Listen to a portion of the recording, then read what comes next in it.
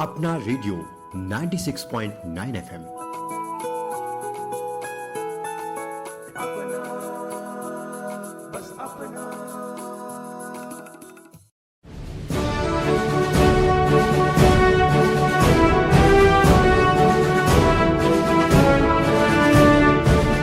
लाल किले की प्राचीर बोले, गूंजे भारत की पहचान, तिरंगा जब नभ में लहराए, बढ़ जाए देश का मान।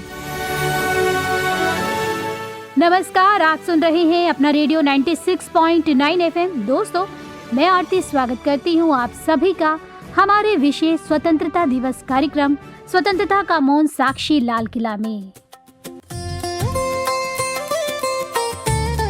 दोस्तों, आज भारत अपनी आजादी के 80वें स्वतंत्रता दिवस का गौरवपूर्ण उत्सव मना रहा है। आज का दिन 15 अगस्त हर भारतीय के लिए गर्व, सम्मान और देशभक्ति की भावना से जुड़ा होता है। इस दिन देश भर में विद्यालयों, महाविद्यालयों, सरकारी और निजी संस्थानों, गांव और शहरों में तिरंगा फहराया जाता है। राष्ट्रगान पूरे सम्मान के साथ गाया जाता है। बच्चों द्वारा रंगारंग सांस्कृतिक कार्यक्रम प्रस्तुत किए जाते हैं। स्वतंत्रता दिवस के दिन सेनानियों के संघर्ष को याद किया जाता है और देश के लिए अपना सर्वस्व न्योछावर करने वाले शहीदों को श्रद्धांजलि अर्पित की जाती है। लेकिन जब भी 15 अगस्त का नाम आता है, हमारे मन में एक दृश्य सबसे पहले उभरता है। दिल्ली के ऐतिहासिक लाल किले की प्राचीर पर देश का लहराता हुआ तिरंगा। दोस्तों, हर वर्ष 15 अगस्त की सुबह करोड़ों देशवासियों की निगाहें लाल किले की प्राचीर पर टिकी होती है और वहीं से भारत के प्रधानमंत्री राष्ट्रीय ध्वज फहराते हैं, राष्ट्र को संबोधित करते हैं और देश की उपलब्धियों, चुनौतियों, साथ ही भविष्य की दिशा पर अपने विचार साझा करते हैं। लेकिन क्या कभी आपने सोचा, आखिर हर वर्ष तिरंगा किले पर ही क्यों फहराया जाता है? क्या केवल इसलिए कि ये ऐतिहासिक इमारत है, या फिर इसके पीछे छिपा है आजादी के संघर्ष, स्वाभिमान और राष्ट्रीय अस्मिता का एक लंबा इतिहास? क्या कारण है कि स्वतंत्र भारत के सबसे महत्वपूर्ण राष्ट्रीय समारोह का केंद्र लाल किला बना? और आखिर 15 अगस्त 1947 को लाल किले का ये गौरव कैसे स्थापित हुआ? तो आज के इस विशेष कार्यक्रम में हम इन्हीं सवालों के जवाब तलाशेंगे, जानेंगे किले के इतिहास, स्वतंत्रता संग्राम से उसका गहरा संबंध और उससे जुड़ी हुई ऐतिहासिक कहानियां जो हर भारतीय के लिए गर्व का विषय है। तो आइए समय के पहियों को पीछे घुमाते हैं और चलते हैं लगभग 100 वर्ष पहले, जहां से शुरू होती है लाल किले की कहानी। 17वीं शताब्दी। भारत में मुगल साम्राज्य अपने चरम पर था। दिल्ली और आगरा उस समय सत्ता के प्रमुख केंद्र थे। मुगल सम्राट शाहजहां अपने भव्य निर्माण के लिए प्रसिद्ध थे। उन्होंने केवल ताजमहल ही नहीं बनवाया, बल्कि उन्होंने एक ऐसे किले का भी निर्माण करवाया जो आने वाली सदियों तक भारत की पहचान बनने वाला था। सन 1638 शाहजहां ने अपनी राजधानी आगरा से दिल्ली स्थानांतरित करने का निर्णय लिया। उन्होंने एक नए शहर की स्थापना की। इस शहर का नाम रखा गया शाहजहानाबाद और इसी नए शहर के बीचों बीच बनने लगा एक भव्य किला, लाल बलुआ पत्थरों से निर्मित, विशाल दीवारों वाला, जिसे कि आज हम लाल किला कहते हैं। करीब 10 वर्षों तक हजारों कारीगरों और शिल्पकारों ने दिन रात मेहनत की। सन 1648 में ये किला बनकर तैयार हुआ। उस समय किसी ने नहीं सोचा होगा कि आने वाले समय में यही किला भारत की स्वतंत्रता का सबसे बड़ा प्रतीक बन जाएगा। आज जब हम लाल किले को देखने जाते हैं तो हमें उसकी विशाल दीवारें दिखाई देती हैं। लेकिन क्या आप जानते हैं कि उस समय लाल किले के भीतर केवल महल नहीं थे, वहाँ एक पूरा शाही संसार बसता था। दीवाने आम, जहाँ आम जनता की फरियाद सुनी जाती थी। दीवाने खास, जहाँ केवल विशेष मेहमान और दरबारी आते थे। रंग महल, खास महल, मोती मस्जिद, शाही बाग, फव्वारे, जलवार और न जाने कितनी अद्भुत इमारतें। उस समय लाल किला केवल राजा का निवास नहीं था, बल्कि पूरे हिंदुस्तान की सत्ता का केंद्र था। देश के बड़े बड़े फैसले यहीं लिए जाते थे। दूर दराज के राज्यों के दूत यहीं आया करते थे। विदेशी यात्री यहीं आकर मुगल साम्राज्य की समृद्धि देखकर आश्चर्यचकित हो जाते थे। लेकिन समय कभी एक जैसा नहीं रहता। जिस किले ने शान और समृद्धि देखी, उसी ने अपमान और गुलामी भी देखी। समय बीतता गया, मुगल साम्राज्य कमजोर होने लगा। देश पर अनेक विदेशी आक्रमण हुए, कई शासक आए, कई चले गए, लेकिन लाल किला वहीं खड़ा रहा, चुपचाप बिना कुछ कहे इतिहास को अपनी आंखों से देखता रहा। धीरे धीरे अंग्रेजों का प्रभाव भारत में बढ़ने लगा। ईस्ट इंडिया कंपनी व्यापार के बहाने भारत आई थी, लेकिन कुछ ही वर्षों में उसने देश के बड़े हिस्सों पर अपना अधिकार जमा लिया। भारतीय जनता असंतोष से भरने लगी, लोगों के मन में स्वतंत्रता की लौ जलने लगी। और फिर आया वे वर्ष जिसने भारतीय इतिहास की दिशा बदल दी, 1857। इसे भारत का प्रथम स्वतंत्रता संग्राम भी कहा जाता है। मेरठ से शुरू हुई क्रांति की चिंगारी देखते ही देखते पूरे भारत में फैल गई। सैनिकों, किसानों, आम नागरिकों और अनेक राजाओं ने अंग्रेजी शासन के खिलाफ आवाज बुलंद की। इस विद्रोह का एक महत्वपूर्ण केंद्र बना दिल्ली, और दिल्ली का हृदय था लाल किला। उस समय मुगल सम्राट के अंतिम सम्राट थे बहादुर शाह जफर। हालांकि उनके पास वास्तविक सत्ता नहीं बची थी, फिर भी वो भारतीयों के लिए एक प्रतीक थे। जब 1857 की क्रांति शुरू हुई तो क्रांतिकारियों ने बहादुर शाह जफर को अपना नेता मान लिया। कुछ समय के लिए ऐसा लगा मानो भारत अंग्रेजों से आजाद होने वाला है, लेकिन अंग्रेजों ने पूरी ताकत से इस विद्रोह को कुचल दिया। दिल्ली पर दोबारा कब्जा कर लिया। बहादुर शाह जफर को गिरफ्तार किया गया, और विडंबना देखिए कि जिस लाल किले में वे कभी सम्राट के रूप में रहते थे, उसी लाल किले में उन्हें कैदी बनाकर रखा गया। यहीं पर उन पर मुकदमा चलाया गया। बाद में उन्हें रंगून में भेज दिया गया। लाल किले ने उस दिन सत्ता का वैभव भी देखा और पराजय का दर्द भी, लेकिन इतिहास अभी समाप्त नहीं हुआ था, क्योंकि इस किले को अभी भारत की आजादी का सबसे सुनहरा सूर्योदय भी देखना था। दोस्तों, भारत की आजादी की कहानी यहीं खत्म नहीं होती। लाल किले के इतिहास में एक ऐसा अध्याय भी है जिसने पूरे देश में आजादी की लौ को और भी तेज कर दिया। ये अध्याय जुड़ा है नेताजी सुभाष चंद्र बोस और आजाद हिंद फौज से। जब लाल किला बना, आजादी की आवाज, सन 1940 का दशक, दुनिया दूसरे विश्व युद्ध की आग में जल रही थी। उधर भारत में भी अंग्रेजी शासन के खिलाफ आंदोलन तेज होते जा रहे थे। इसी दौरान एक ऐसी आवाज पूरे देश में गूंज रही थी, तुम मुझे खून दो, मैं तुम्हें आज़ादी दूंगा। ये आवाज़ थी नेताजी सुभाष चंद्र बोस की। नेताजी का मानना था कि भारत की स्वतंत्रता केवल आंदोलनों से नहीं बल्कि संगठित संघर्ष से भी हासिल की जा सकती है। इसी सोच के साथ उन्होंने आज़ाद हिंद फौज का गठन किया। इस सेना में भारत के विभिन्न धर्मों, भाषा और क्षेत्र के लोग शामिल थे। सबका उद्देश्य केवल एक था, भारत को स्वतंत्र कराना। दूसरे विश्व युद्ध के बाद अंग्रेजों ने आज़ाद हिंद फौज के कई अधिकारियों को गिरफ्तार कर लिया। उनमें प्रमुख थे major Shahnawaz Khan, colonel Prem Kumar Sehgal, colonel Gurbaksh Singh Dhillon.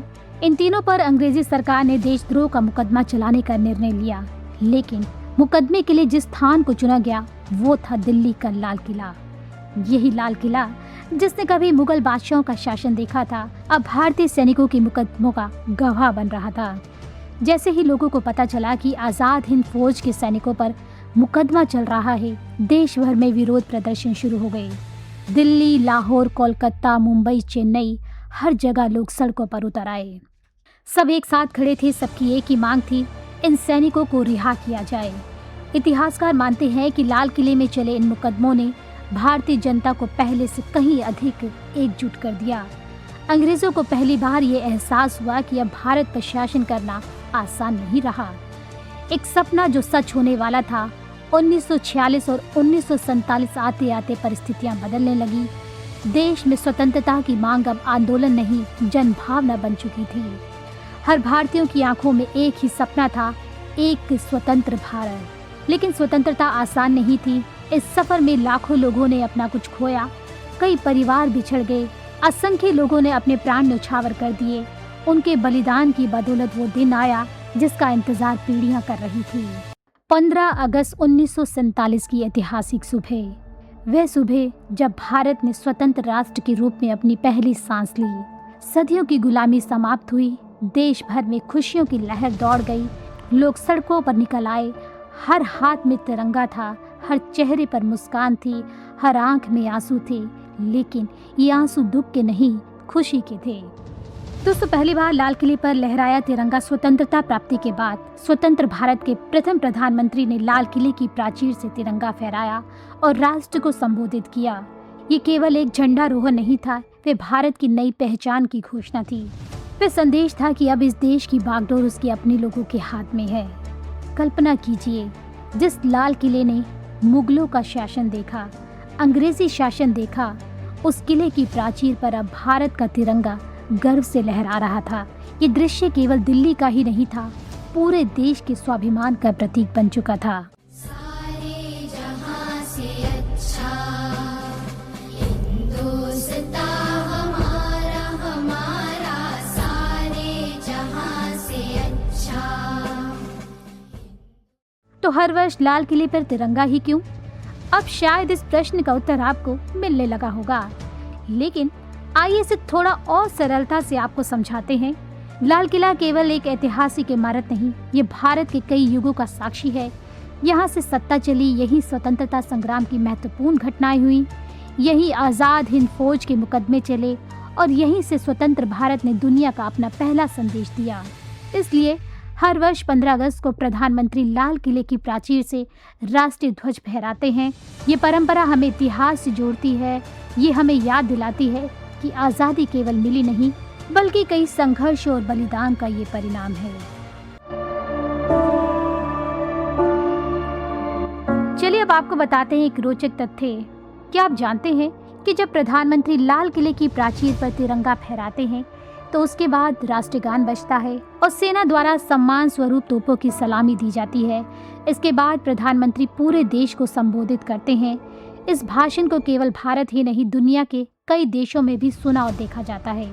यानी लाल किले से दिया गया संदेश केवल भारत के लिए ही नहीं, बल्कि पूरी दुनिया के सामने भारत की सोच और दिशा को भी प्रस्तुत करता है। सोचिए जरा, जब आप अगली बार टीवी पर लाल किले से तिरंगा फहराते हुए देखें तो केवल झंडे को मत देखिए, उस किले की दीवारों को भी देखिए। वे दीवारें आज भी चुपचाप है, हमें याद दिलाती है उन्होंने गुलामी देखी है, उन्होंने संघर्ष देखा है, उन्होंने बलिदान देखा है और उन्होंने आज़ादी का सूर्योदय भी देखा है। तो दोस्तों, अब तक तो हमने जाना कि कैसे लाल किला मुगल शासन का केंद्र रहा, कैसे इसने 1857 की क्रांति और आज़ाद हिंद फौज के ऐतिहासिक मुकदमों को देखा और कैसे स्वतंत्र भारत का तिरंगा इसकी प्राचीर पर लहराकर इतिहास का नया अध्याय लिखा गया। लेकिन अब एक सवाल, क्या लाल किला केवल अतीत की कहानी सुनाता है या ये आज भी हमारे वर्तमान और भविष्य को दिशा देता है? इसके बारे में अब जानते हैं। दोस्तों, क्या कभी आपको लाल किले के अंदर जाने का अवसर मिला है? यदि नहीं तो आइए रेडियो के माध्यम से एक छोटी सी यात्रा आपको करवाते हैं। जैसे ही आप लाहौरी गेट में प्रवेश करते हैं, सबसे पहले सामने आता है छत्ता चौक। ये कभी शाही बाजार हुआ करता था। यहाँ दूर दूर से आए कारीगर अपनी सुंदर हस्तशिल्प, आभूषण, वस्त्र और कलाकृतियाँ बेचते थे। आगे बढ़ने पर दिखाई देता है दीवाने आम। यहीं पर बादशाह आम जनता की शिकायतें सुनते थे। इसके बाद आता था दीवाने खास। ये वो स्थान था जहाँ विशेष अतिथियों और राजदूतों का स्वागत किया जाता था। कहा जाता है कि यहीं कभी प्रसिद्ध मयूर सिंहासन भी स्थापित था। उसके बाद है रंग महल, खास महल, मोती मस्जिद, हयात बख्श बाग। हर इमारत अपने भीतर इतिहास का एक अध्याय समेटे हुए है।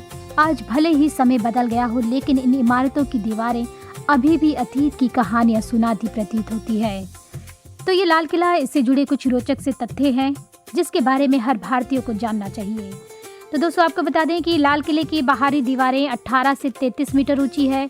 इन दीवारों को इस तरह बनाया गया था कि दुश्मनों के लिए किले में प्रवेश करना असंभव हो जाए। लाल किले के 2 मुख्य द्वार हैं, लाहौरी गेट और दिल्ली गेट। आज भी प्रधानमंत्री स्वतंत्रता दिवस समारोह के लिए लाहौरी गेट से होकर प्राचीर तक पहुंचते हैं। लाल किला केवल शाही महल नहीं था, बल्कि यहाँ संगीत, कला, साहित्य और शिल्प का भी विकास होता था। दूर दूर से कलाकार और कवि यहाँ आमंत्रित किए जाते थे। स्वतंत्रता प्राप्ति के बाद लाल किला केवल इतिहास का प्रतीक नहीं रहा, बल्कि भारतीय लोकतंत्र का मंच भी बन गया। वर्ष 2007 में संयुक्त राष्ट्र शैक्षिक, वैज्ञानिक एवं सांस्कृतिक संगठन ने लाल किले को विश्व धरोहर स्थल घोषित किया। ये केवल भारत ही नहीं पूरी मानवता की विरासत माना जाता है। तो इस प्रकार से अगर हम लाल किले के इतिहास को ध्यान से देखें तो वो हमें कई महत्वपूर्ण सीख देता है। पहली सीख, सत्ता स्थायी नहीं होती लेकिन मूल्य स्थायी होते हैं। कभी यहाँ मुगल सम्राट थे, फिर अंग्रेज आए, आज लोकतांत्रिक भारत है। समय बदल गया लेकिन सत्य, साहस और स्वतंत्रता के मूल्य आज भी उतने महत्वपूर्ण है। दूसरी सीख, एकता सबसे बड़ी शक्ति है। 1857 का संग्राम हो या आजाद हिंद फौज के मुकदमे, जब जब देश एकजुट हुआ इतिहास ने करवट ली। तीसरी सीख, स्वतंत्रता की रक्षा हर पीढ़ी को करनी होती है। सोचिए यदि लाल किला बोल पाता तो शायद हमसे यही कहता कि मैंने तलवारों की टकराहट भी देखी है, मैंने गुलामी की बेड़ियां भी देखी है, मैंने स्वतंत्रता सेनानियों का साहस भी देखा है और मैंने तिरंगे को पहली बार लहराते हुए भी देखा है। अब इस आज़ादी की रक्षा करना तुम्हारी जिम्मेदारी है। लाल किला केवल दिल्ली का ऐतिहासिक स्मारक नहीं, ये भारत के संघर्ष, बलिदान, स्वाभिमान और लोकतंत्र का जीवन प्रतीक है। ये वो स्थान है जिसने साम्राज्यों का उत्थान और पतन देखा, जिसने गुलामी भी देखी और स्वतंत्रता का सूर्योदय भी। इसलिए हर वर्ष 15 अगस्त को जब लाल किले की प्राचीर पर तिरंगा लहराता है तब वह केवल राष्ट्रीय ध्वज नहीं होता, वे करोड़ों भारतीयों के सपनों, संघर्षों और संकल्पों का प्रतीक बन जाता है। हर वर्ष 15 अगस्त की सुबह दिल्ली का मौसम कुछ अलग ही होता है। सुबह की पहली किरण के साथ ही लाल किले के आसपास गतिविधियां शुरू हो जाती हैं। सुरक्षा बल अपने स्थान पर तैनात होते हैं। देश के अलग अलग हिस्सों से आए कलाकार अपनी प्रस्तुति की तैयारी करते हैं। विद्यालयों के बच्चे रंग बिरंगी वेशभूषाओं में उत्साह से भरे दिखाई देते हैं। विदेशी मेहमान भी इस ऐतिहासिक समारोह का हिस्सा बनने पहुंचते हैं और फिर वो क्षण आता है जिसका कि पूरे देश को इंतजार रहता है। भारत के प्रधानमंत्री लाल किले की प्राचीर पर पहुंचते हैं, राष्ट्रीय ध्वज फहराया जाता है, राष्ट्रीय गान की स्वर लहरियां वातावरण में गूंज उठती है। उस पल ऐसा लगता है जैसे पूरा भारत एक साथ खड़ा होकर अपने राष्ट्रीय ध्वज को नमन कर रहा हो। और जब तिरंगा हवा में लहराता है तो उसके 3 रंग केवल रंग नहीं रह जाते। केसरिया हमें साहस और त्याग की याद दिलाता है, सफेद हमें सत्य, शांति और ईमानदारी का मार्ग सिखाता है, हरा रंग समृद्धि, विकास और जीवन का संदेश देता है और बीच में बना अशोक चक्र हमें ये याद दिलाता है कि राष्ट्र कभी रुकता नहीं, वह निरंतर आगे बढ़ता है। जब यही तिरंगा लाल किला की प्राचीर पर लहराता है तो मानो इतिहास और वर्तमान एक साथ खड़े दिखाई देते हैं। तो आइए स्वतंत्रता दिवस पर हम भी ये संकल्प लें कि अपने कर्तव्यों का ईमानदारी से पालन करेंगे, राष्ट्र की एकता और अखंडता को मजबूत बनाएंगे और अपने देश को नई ऊंचाइयों तक पहुंचाने में अपना योगदान देंगे। तो इसी के साथ मैं आरती अब लेती हूँ आपसे अनुमति। आप सभी को अपना रेडियो 96.9 FM की तरफ से हार्दिक शुभकामनाएं। जय हिंद, वंदे मातरम। वन्दे मातरम् वन्दे मातरम्।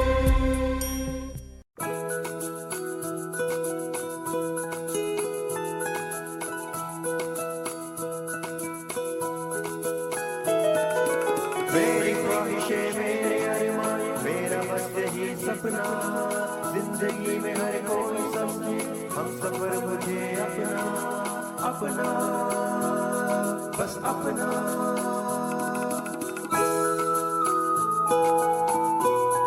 अपना रेडियो 96.9 FM